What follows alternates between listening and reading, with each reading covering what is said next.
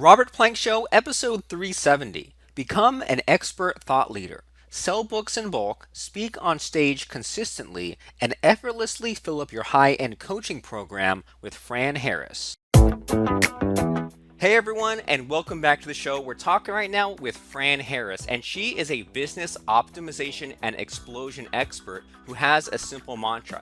If you want to have an amazing life or career, there's no room for excuses. And her witty, inspirational, and unconventional insights about life and business have made her one of the most sought after corporate speakers and coaches in America. She's authored 20 books, and she's recently hosted Home Rules, which is a life and home renovation show on HGTV, where her candor and insights reach millions of viewers each week. We're going to have lots of fun stuff to talk about. So, Fran, glad to be talking to you right now. Good to talk to you too, Robert. Cool. And kind of where do you want to go with this? Because I've always been really curious about the whole idea of, you put out a book, you use that to get some, platform speaking sort of stuff, and then you use that to then get some sort of high-end monthly coaching clients. And so, is that the kind of Yep. thing you do? Is that the kind of thing that you want to talk about today, or something else? No, that would be great because I always tell people it's not about the book. The book is just the hook. It's really about what you do on the back end with that book and that expertise. Okay, cool. Yeah, and I can definitely relate to either dealing with people who like they spent years and years on the book and trying to get it perfect, not realizing that it's just like sort of a stepping stone to everything else. And then I myself, like whenever I kind of have some sort of cool stuff to talk about, I think I have like 9 or 10 books out there on Kindle and CreateSpace and stuff like that. But then anytime I kind of look into the whole getting to the next level of going out there and speaking, I always get so discouraged because I don't know kind of where to even get started, or should I go to these small like meetups, or kind of I don't even know like where to get started. So can you kind of walk us through like what people should be doing, like as far as like what kind of book we should make and kind of how to start from there? Great question because when I started out on this entrepreneur journey, we we all had it twisted. We all had it backwards. We would say, "Oh, I've got this great idea for a book. I think I'll write a book." And then you'd write a book, and then you were upset because you didn't have any buyers. And then about the late early 2000s, I realized that's a completely wrong way to go about writing a book. What you do is you go out there and you find buyers on a topic, find people in pain on the topic, find out how much pain they're in, and then you go write the book. Like literally, I totally switched everything up. Let me give you an example. So I had a client who was having a very difficult time. It was a Fortune 100 company. They were having a very difficult time getting their executives on the same page about productivity and profitability. I mean, literally, they were just highly, highly low performing team. This is a multi-billion dollar company. And they asked me to come and speak on team building. My background is I played in the WNBA. I played on the national championship team in college at the University of Texas. So they reached out to me to do some team building. They wanted me to do a brown bag, a lunch and learn on team building. So I go there and they go, "Wow, we need you." I go, "Well, what do you guys do when we're not having people come in and do lunch and learns?" Like, "Oh, we are over a $30 billion part of the company and we manage about 10,000 people." I said, "Do you guys ever have like training for those people?" And they were like, "Yeah, we do." I said, "When's the next one?" He said, "August, like August 25th. You should come and speak." I said, "Oh," I said, "Would you be interested in having some books at that event, at that training?" "Absolutely, we'll get it for everybody." Boom, I just sold 10,000 books. That's what I'm talking about. Before, just to be straight with y'all, I would think of an idea again that I thought was a glorious idea and just go write a book. Spend all that time you think about, Robert, writing the book and getting the cover done and sell 200 books. Like that's the wrong way to do it. So what I just did is a real story of how I went from selling like 200 books at a time to 10,000 books at a time because I knew the buyers were there. Awesome. And so, I mean, what's sort of the lesson to be learned there? Is it sort of to see where the problem is or see where the frustrations are? And I mean, like, how do other people kind of get hooked into what you're hooking into? Yeah, absolutely. See where the problem is. Reach out to some people who might be incentivized or motivated to solve that problem because that's the other thing. It's just because there's a problem doesn't mean that there are buyers. So in my situation, example I gave, I literally just asked very specific questions. When are you going to have a lot of people together who might want to hear about solving this problem? She gave me a date and she gave me a number. And then at that point, you can kind of decide if if it's worth you to even write a book. So now you're writing books very specific to niche problems, right? I didn't write a book to sell 1,000,000 books necessarily. I just found additional corporations or organizations who needed to solve that problem in bulk. So find the problem, verify that people are motivated to get out of their pain about that problem, and then get a date on the calendar. Literally, I can come to your group about that. I can do a webinar with your group about this. And the only thing I would require is that you buy 2,000 books. Like most people, if you've targeted the right people, will do that. Super awesome. And so how do you get to be talking to all these people? Like, do you put out feelers, or do you do cold calls? Like, how do you end up in the situation in the first place where you're talking to these people running these sorts of events? For that particular situation, they found me. They went online and said team building expert, and I came up. So we've done some stuff on my website, nothing fancy or magical, literally just putting in the right keywords and the right content on a page talking about team building with how that particular company found me. But what we've started to do, and you'll start to probably see some of this on social media with me, is that I'm starting to take one problem and then run an ad on Facebook for 2 days about that problem to a specific audience that I want to sell stuff to. So for instance, if I wanted to take my team building things to colleges, football teams, then what I'm going to do is do a problem video, literally like a 1 to 2 minute specific problem video where I ask a question and answer that question.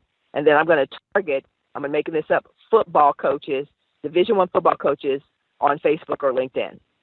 And then those are the only people who are going to see that problem that's very specific to them.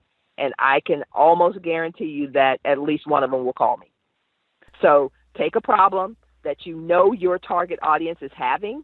Again, I'm making up the football thing because I am an athlete and also because I do team building training. Make up a problem that you found based on what you've read in the news. So if you're seeing that football teams or basketball teams or golf teams are having issues with campus violence, those things are very heavy on a coach's mind. They want to keep kids in school. They want to keep kids eligible. So find the problem that you can solve.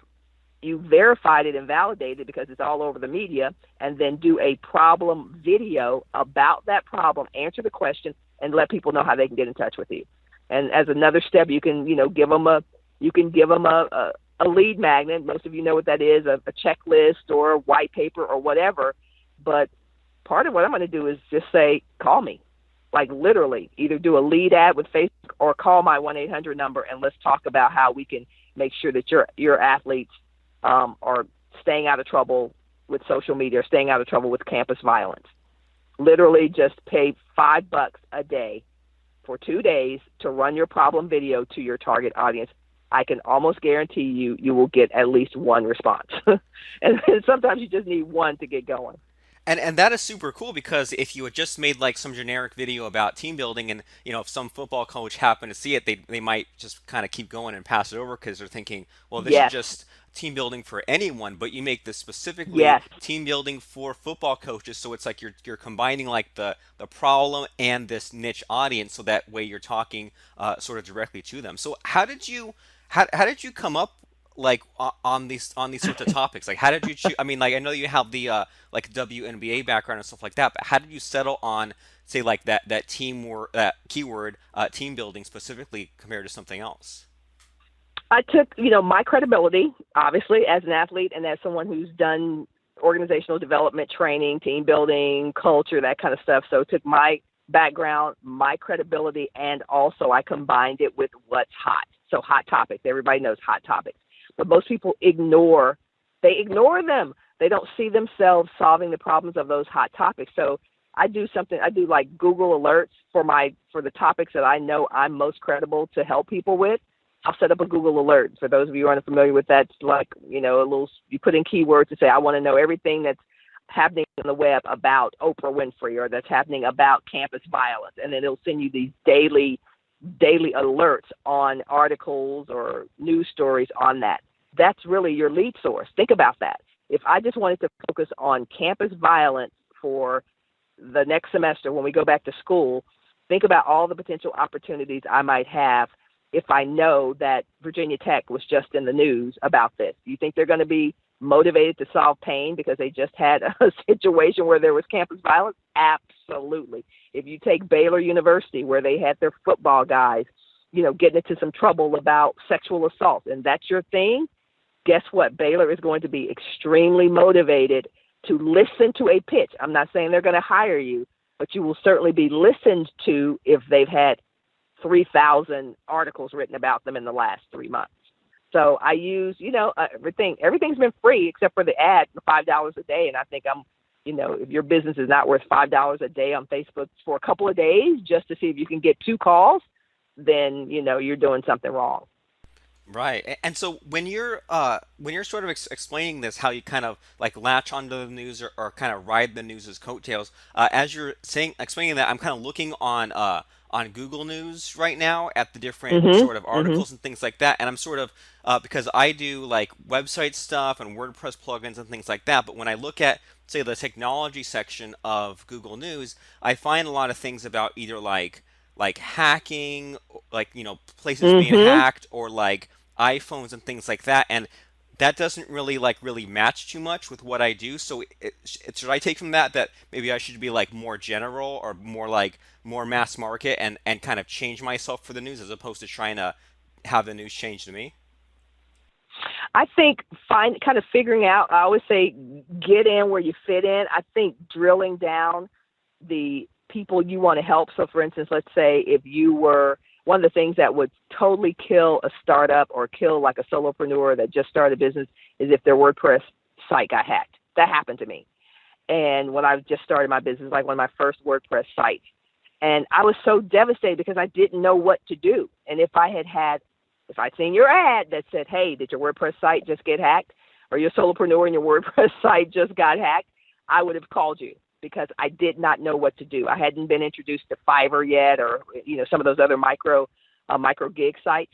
So had I seen your problem video, had I seen even an article, a native ad from you on any platform, I probably would have reached out because you were solving my specific thing. So I think sometimes people just need to look around for a while, find that audience, that niche, that target group that is in that pain, and use them as a test market, use them as a launching pad to see, kind of work out the kinks of your offering. If it's a webinar, if it's a professional service where you're an hour of coaching or whatever, kind of get in where you fit in, but find that audience and start figuring out what the real pain is.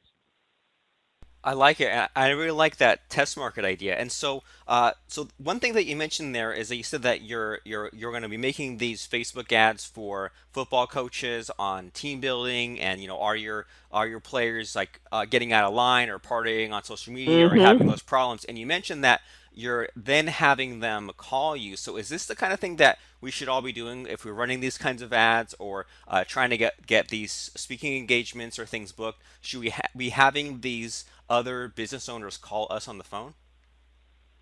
I like calling because you don't see it very much, and you guys know how crowded the marketplace is. So what you see a lot on social media ads is learn more, click here, those kinds, sign up, whatever. You stand out a little bit more when your call to action is different. So if you just go, if this sounds like something that you want to do, you want to keep your kids out of trouble, but just go ahead and give me a call. Like, that's different. That's very different than what you normally see. So I suggest it because it will make you stand out a little bit more. Now, pretty soon, a lot of people are going to be doing that, but right now, you don't see a whole lot of ads that are kind of click to call. And if you have the right back end, if you have the right back end set up for your ad, that could be amazing because, again, I'm not selling a $1 ebook, and I want to make that disclaimer. I'm selling several thousand, 4 or 5 figure type things to people who can pay 4 or 5 figures, right? So even if you're selling a $297 coaching call, whatever, if you're targeting the right people and you say, give me a call, I'll hop on the phone with you for 5 minutes, I bet you'll get some people who'll do that because we always have our phones with us. We always have our cell phones with us, our mobile devices with us. And if I was in enough pain and I saw someone who was answering my question and answering my pain who said, you know what, no obligation, just hop on the phone with me for 5 minutes, I would probably call them. So again, this is not for $5 ebooks because it may not be worth your time to hop on for 5 minutes. because you may not be able to build rapport and close that in 5 minutes. But if it's for, yeah, I'll give you a free, answer to your question right now. And then if we want to go deeper and wider, then we can talk about that. But some people will literally take you up on that quick offer to call them. I love it, and I like the idea of kind of doing it because either people aren't like everyone else isn't doing it yet, or maybe people are Hmm. too afraid of doing it or aren't plugged in enough. So I definitely like the idea of kind of letting people call you. That way you can charge more. That way you can get to that sale faster and stand out. And so Yeah. when you make these ads, you make this click to call, and someone calls you. I mean, what does the conversation usually go like? Yeah. Hey, so you must have seen my ad because this phone number is the only phone number that I use for that ad. So you got a specific question? What's your question? Like literally, we just get to it. And then they go, well, we are having this mounting issue, not even at the college level, at the high school level with assault on campus, blah, blah, blah, blah. What exactly do you do? And then I go into the problem that I solve. And that has to be a quick conversation. It has to get right to your proof. I've helped, 4,000 colleges, reduce their assaults on campus in the last 3 years. And that's resulted in boom, boom, boom, XYZ, XYZ.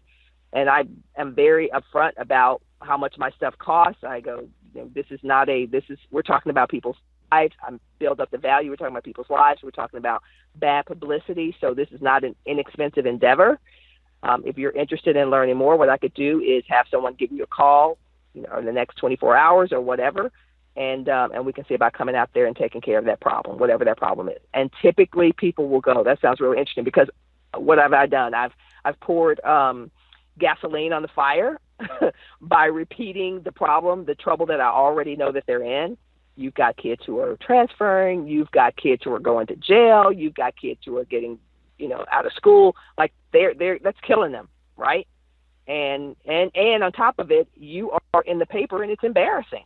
So if you want to get rid of all of that, kind of the next step is kind of obvious to me. And sometimes I will say that. I go, if you want to handle all that and turn all of that around, the next step is kind of obvious. We should be working together.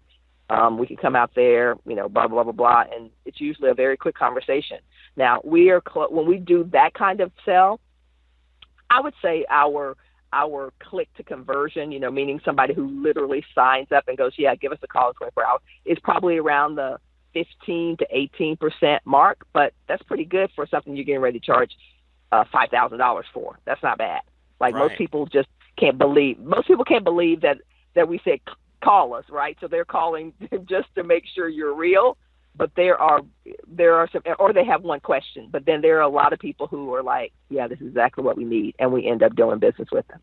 Super cool. I mean, yeah, 15 to 18% to That's not land. bad. Yeah, I mean, not bad at all. Can't complain about that. And so, Yep.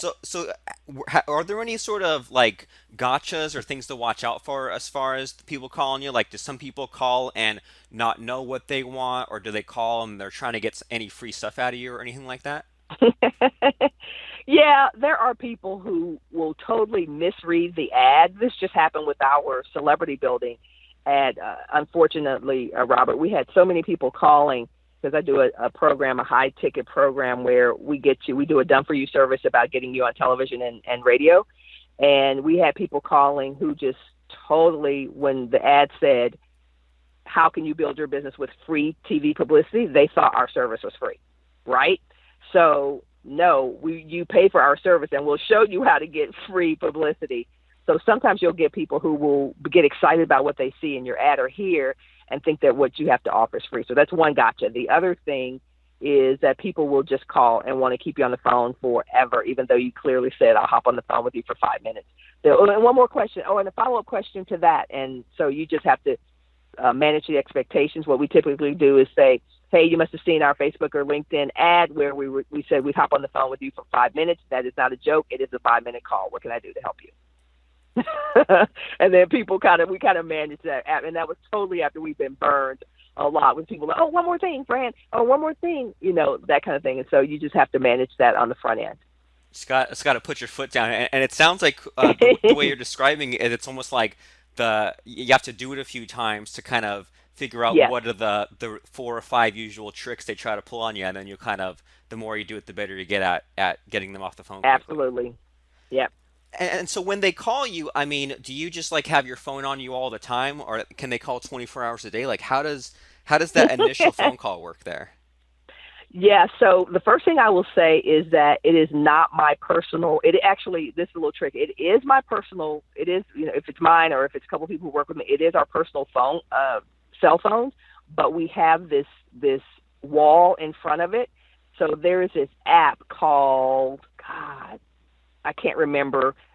It's not slide dial because that's when you dial out. I can't remember what it's called, but anyway, it puts a number in front of your number, which means if you saw my ad and I said call me and you call that number is like a throwaway number. Like it's never going to work after a few days. Again, because personally, I don't want everybody having my cell phone number, but it gives you a real way to take a call in the moment that would not expose your privacy and those kinds of things. So the first thing is it's not my real number. It's a number in front of my number, and there's an app, and you just pay a monthly fee to do that. So it's called, like, you can find one called Second Number. That may be one you could look for in Google Play or the App Store. It's called Second Number or something like that.